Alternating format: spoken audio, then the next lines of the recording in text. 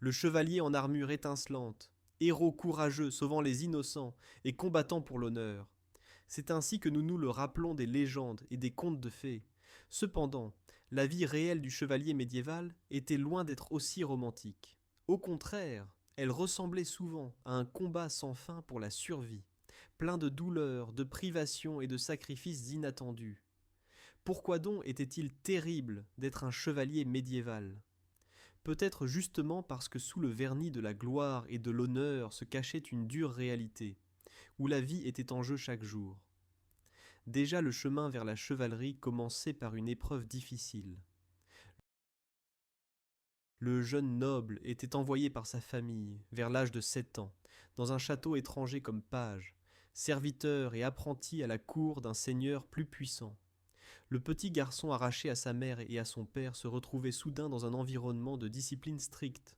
Comme page, il devait apprendre la courtoisie et les mœurs de cour, mais aussi travailler dur, nettoyer les écuries, porter l'eau, aider en cuisine ou servir à table. Chaque matin commençait à l'aube avec des obligations, tandis que les autres enfants pouvaient encore jouer. Les pages récuraient les armures et brossaient les chevaux de leurs maîtres. Si le garçon rêvait d'héroïsme sur le champ de bataille, la réalité de ses premières années à la cour était prosaïque et dure. La discipline était impitoyable. Toute inattention pouvait être suivie d'une punition. Pourtant, beaucoup de ces garçons persévéraient, poussés par la vision qu'un jour ils revêtiraient de leur propre armure et obtiendraient le titre de chevalier. Vers l'âge de 14 ans, le page devenait écuyer ou damoiseau, serviteur personnel et apprenti d'un chevalier choisi. Alors commençait le véritable entraînement du guerrier. Chaque jour, l'écuyer s'exerçait avec une épée de bois et un bouclier, montait à cheval et pratiquait le tir à l'arc ou à l'arbalète. Son chevalier aîné lui enseignait à manier la lance et le javelot, à faire de l'escrime à l'épée contre un véritable adversaire et à se défendre avec un bâton et un bouclier dans un combat furieux, au corps à corps. L'entraînement était épuisant et souvent douloureux. Les bleus, les contusions et les petites blessures étaient à monnaie courante. L'écuyer devait renforcer son corps pour pouvoir porter l'équipement lourd.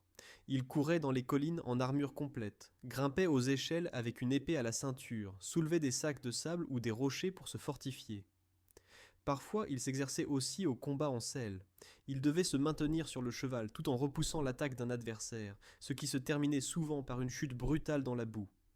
Ces chutes faisaient mal, mais elles valaient mieux que les chutes dans une vraie bataille, où la vie était en jeu. Chaque jour d'apprentissage formait du garçon un combattant endurci capable de supporter la douleur et l'inconfort sans se plaindre. L'écuyer apprenait non seulement le combat, mais aussi l'humilité et l'obéissance. Le maître chevalier exigeait de lui une dévotion absolue. L'écuyer nettoyait ses armes, soignait son cheval, l'aidait à enfiler son armure et s'occupait de lui comme un serviteur. Et tout cela sans un mot de protestation. Ce n'est qu'après avoir enduré tout cela et prouvé sa bravoure et sa fidélité qu'il pouvait espérer que son seigneur l'adoube chevalier. La nuit, avant l'adoubement, le jeune homme passait en veillée symbolique, dans la chapelle, seul. Il veillait près de son épée et priait. Le lendemain, lors de la cérémonie solennelle, le seigneur féodal ou directement le roi lui tapait l'épaule avec l'épée et lui conférait le titre de chevalier. C'était l'apogée de ses efforts jusqu'alors. Le nouveau chevalier, généralement âgé d'environ 20 ans, prêtait serment de fidélité à Dieu, au souverain et aux idéaux chevaleresques. Il recevait sa propre épée et ses éperons, symbole de la dignité chevaleresque. À ce moment-là, il ressentait peut-être de la fierté et du bonheur. Il avait enfin atteint l'objectif dont il rêvait depuis l'enfance. Seulement, le chemin ne s'arrêtait pas là. Au contraire, ce n'est que maintenant que commençaient les véritables épreuves de sa vie. Non seulement la gloire et l'honneur l'attendaient, mais aussi un danger mortel et le labeur quotidien qui était inséparablement lié à l'état chevaleresque. Le jeune chevalier découvrait bientôt que la chevalerie signifiait porter de lourds fardeaux, au sens propre comme au figuré. Déjà l'armure chevaleresque elle-même, tant admirée pour son éclat, était un fardeau énorme. Le chevalier du haut Moyen Âge portait une cotte de maille, une chemise de milliers d'anneaux de fer qui pesait environ 10 à 15 kg et protégeait le torse, les bras et les cuisses. Plus tard, au Moyen-Âge classique et tardif, s'ajouta encore l'armure de plate d'acier, couvrant presque tout le corps. Une armure de plate complète pouvait peser 20 kg ou plus. Le porteur avait sur lui un plastron, un gorgerin, un casque, des brassards, des cuissards et des grèves. Il se transformait entièrement en forteresse de fer sur jambes. Tout cela offrait certes une protection essentielle au combat contre l'épée ou la flèche, mais cela se payait par le confort du chevalier. Sous l'armure se portaient d'épais rembourrages pour que le métal n'écorche pas la peau. Le chevalier se sentait ainsi comme emballé dans plusieurs couches de tissu et de fer. Dans les batailles estivales régnait à l'intérieur de l'armure une chaleur étouffante. Le chevalier transpirait, la sueur coulait dans ses yeux. Mais il ne pouvait pas simplement lever son casque avec visière au milieu du combat, s'il ne voulait pas risquer d'être transpercé d'une flèche. Le mouvement en armure complète exigeait une force et une endurance énormes. Chaque pas, chaque coup d'épée coûtait plus d'efforts. Oui, un homme bien entraîné arrivait à courir en armure et à monter à cheval. Mais au bout d'un moment, survenait une fatigue épuisante. Il suffit d'imaginer que vous portez sur vous un sac de farine ou une meule et que vous devez vous battre avec. Le chevalier ne pouvait d'ailleurs ni mettre seul son armure, ni s'en déshabiller facilement. Il avait besoin pour cela d'un écuyer et parfois de plusieurs aides. Ceux-ci l'aidaient à fixer progressivement toutes les parties de l'armure avec des courroies et des agrafes. La préparation au combat était longue et fatigante en elle-même.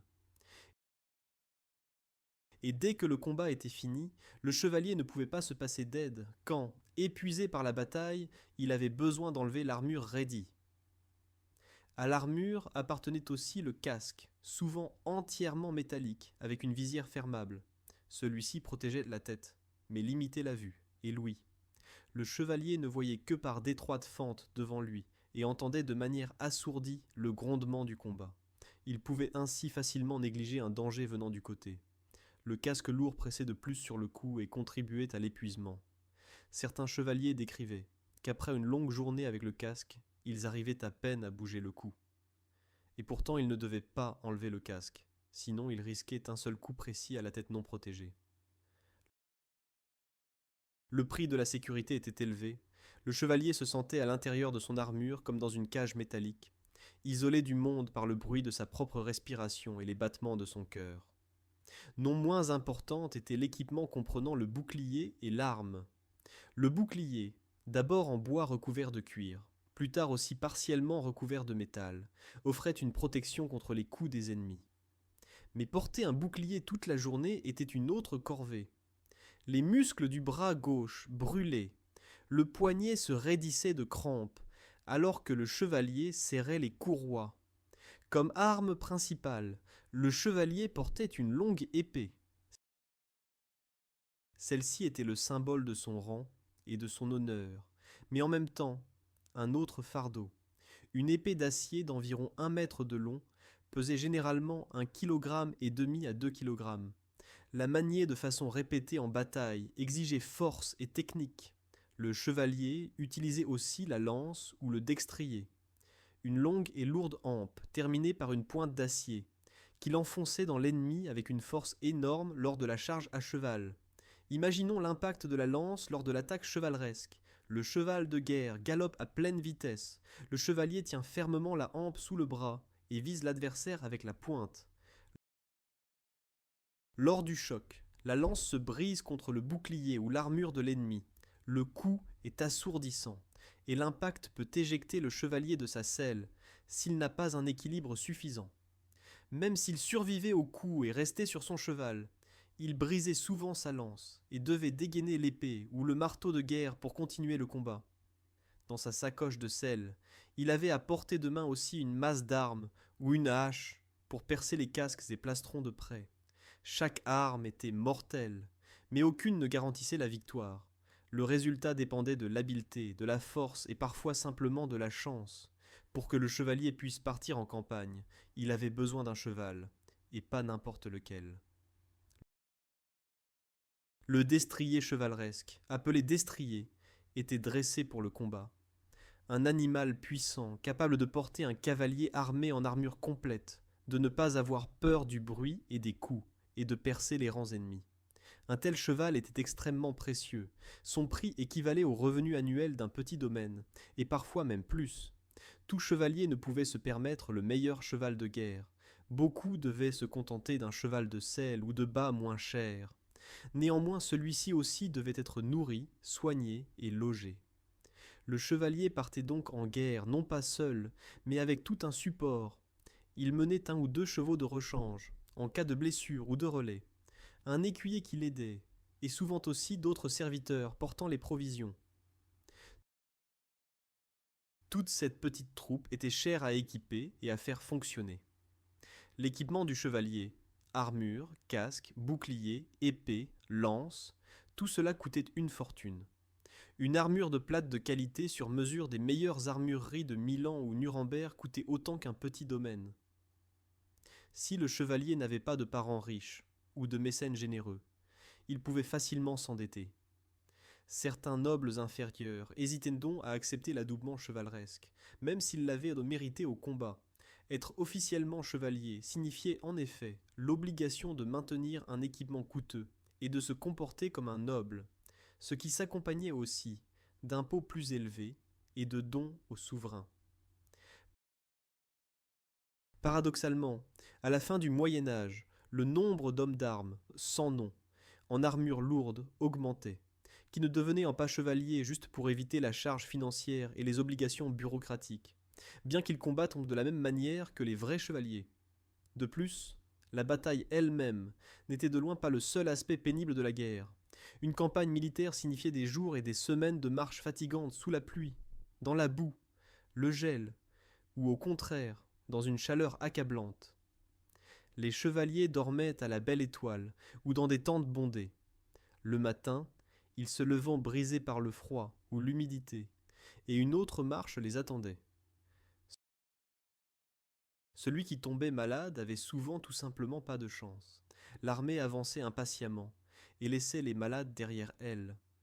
Dans les chroniques apparaissent des mentions de combattants épuisés qui tombèrent sur le bord du chemin et personne ne revenait les chercher. Le ravitaillement aussi faisait défaut. La nourriture était rare et souvent avariée. Le chevalier habitué à la viande et au bon vin mâchait soudain du pain dur ou du seigle et l'arrosait d'eau de flaque. En cas d'extrême nécessité, on en venait même à tuer et manger les chevaux ou les chiens, tout ce qui maintenait l'armée en vie. Les croisés en route vers la terre sainte souffraient de soif et de chaleur, au point qu'ils faisaient bouillir et mangeaient même les courroies de cuir de l'armure, juste pour tromper la faim. Certaines chroniques mentionnent même que pendant la première croisade dans la ville de Mahra, des actes de cannibalisme eurent lieu, tant le désespoir extrême régnait alors parmi les soldats affamés. Les maladies, comme la dysenterie ou la malaria, fauchaient plus de soldats que les ennemis eux-mêmes. Par exemple, pendant la croisade de l'année 1270 en Tunisie, des centaines de chevaliers et de soldats moururent d'épidémie, y compris le roi français Louis IX, qui succomba à la dysenterie avant d'avoir pu dégainer l'épée. La guerre était donc un enfer, avant même que commence le combat avec un adversaire vivant. Partie courante de la campagne militaire étaient aussi les sièges de châteaux et de villes, un chapitre à part entière. Les chevaliers devaient, lors des sièges, souvent rester des semaines assis dans la boue du camp autour des remparts et attendre que l'ennemi meure de faim, ou au contraire attaquer dangereusement sur ordre. Escalader les remparts faisait partie des tâches les plus dangereuses. Les chevaliers attaquants grimpaient aux échelles vers le haut sous une pluie de flèches, de pierres et de poix bouillantes que les défenseurs versèrent du haut des créneaux. Beaucoup étaient balayés vers le bas, avant même d'avoir dégainé l'épée, et les membres brisés ou le crâne fracassé contre les remparts n'étaient pas une exception. Peu de guerriers désiraient une telle mort, mais l'ordre était l'ordre, la ville devait être prise. Si les chevaliers se trouvaient dans le rôle opposé et étaient eux-mêmes assiégés dans leur forteresse, les attendait un dépérissement progressif. Les provisions de nourriture et d'eau s'épuisaient, les maladies sévissaient et le moral baissait. Plus d'une forteresse finit par tomber, non à cause de murs percés, mais simplement parce que la garnison affamée ne pouvait plus résister. Les chevaliers en état de siège se trouvaient alors devant un choix difficile: se rendre et espérer la miséricorde de l'ennemi, ou persévérer jusqu'à la fin amère et peut-être mourir de faim. De telles épreuves aussi faisaient partie de la réalité de la vie chevaleresque, bien qu'on n'en écrive pas beaucoup dans les légendes. Quand le chevalier sortait enfin au combat en rase campagne, l'attendait une réalité qui différait fondamentalement des idéaux de cour et du divertissement des tournois. Sur le champ de bataille, il ne s'agissait d'aucun joute galante d'individus, mais de survie dans une mêlée de masse. La bataille médiévale était chaotique et terrifiante. Le chevalier galopant en première ligne d'attaque pouvait au moment suivant heurter une forêt de lances des fantassins ennemis, où sous lui le cheval pouvait trébucher sur le sol détrempé. Imaginons le chevalier juste avant le choc. Son cœur bat, l'adrénaline coule dans ses veines. Autour, il entend le cri de guerre et le son des corps. Puis les formations se heurtent, l'impact des boucliers et des corps, le cliquetis des armes et le rugissement des blessés remplissent l'air. Les rangs se mélangent et de l'attaque organisée devient immédiatement un amas de combats individuels et de bousculades. Le chevalier, entouré d'ennemis, combat soudain pour sa vie nue. Autour sifflent les flèches et les carreaux d'arbalète, qui se fichent dans les boucliers et armures. Certains percent les points faibles de l'armure, par exemple sous le bras ou dans les fentes oculaires du casque. Dans la confusion qui s'ensuit, le chevalier n'avait souvent pas une vue d'ensemble de où était l'ami et où l'ennemi. Le champ de bataille était voilé de poussière et de fumée. Il suffisait de trébucher ou d'être arraché de sa selle et il se retrouvait à terre. S'il tombait, il devait se relever le plus vite possible. Sinon, il risquait d'être piétiné par les chevaux ou transpercé par les fantassins avec de longues lances. Se relever en armure lourde n'était pas facile. Le chevalier devait avoir la force de se retourner et de s'agenouiller, tandis que ses adversaires essayèrent de l'achever. Dans le tourbillon du combat ne valaient pas les règles chevaleresques des romans chevaleresques. L'ennemi n'agissait pas toujours honorablement. Surtout les simples soldats n'avaient pas de pitié pour le code d'honneur. Si un chevalier tombait parmi une troupe de paysans ou de mercenaires en colère, il pouvait mal finir. L'équipement cher faisait de lui un butin tentant. Il pouvait l'encercler et le poignarder de près avec des dagues dans les failles de l'armure jusqu'à ce qu'il s'effondre. Dans l'ardeur du combat se produisaient des scènes horribles, membres tranchés, crânes écrasés, gens frappés directement au visage par un marteau de guerre ou une flèche. Les chevaliers étaient entraînés à tuer impitoyablement, et étaient eux-mêmes tués tout aussi impitoyablement. Aucun duel un contre un, mais souvent plusieurs fantassins attaquaient un chevalier pour le maîtriser. Toutes les illusions sur la gloire se dissolvaient alors dans le sang et la boue. Même les plus braves devaient en faire face à la terreur, partout des lamentations de blessés appelant à l'aide, des chevaux en agonie qui hennissaient, la terre tremblait sous les coups de centaines de pieds. Le chevalier devait réprimer la peur, sinon il ne pouvait pas combattre. Mais à l'intérieur, elle le rongeait autant qu'un homme ordinaire. S'il avait de la chance et tombait aux mains d'un adversaire noble, il pouvait se rendre et espérer la captivité contre rançon. Entre chevaliers, valait la règle qu'un noble prisonnier pouvait être libéré quand sa famille payait la rançon. C'était une sorte d'espoir de survie, si on ne se rebellait pas. Mais cela ne marchait pas toujours. Quand la bataille dégénérait en massacre, ou si l'adversaire avait besoin de gagner rapidement, on ne prenait de prisonniers qu'exceptionnellement. Par exemple, après la bataille d'Azincourt, en l'année 1415, le roi anglais, Henri V, fit malgré les coutumes tuer beaucoup de chevaliers français prisonniers, parce qu'il craignait qu'ils ne reprennent les armes. C'était pour l'esprit de l'époque une violation choquante des règles non écrites, mais la guerre exigeait des décisions cruelles. Le chevalier ne pouvait donc jamais être sûr qu'en cas de défaite l'attendait une captivité honorable ou la mort. Même si le chevalier survivait à la bataille et était victorieux, cela ne signifiait pas la fin des souffrances. Après le combat venait le tour de l'examen des blessures. La médecine médiévale était primitive et les conditions d'hygiène déplorables. Les chevaliers avaient dit parfois leurs guérisseurs ou chirurgiens de campagne, mais ceux-ci ne pouvaient souvent pas grand-chose.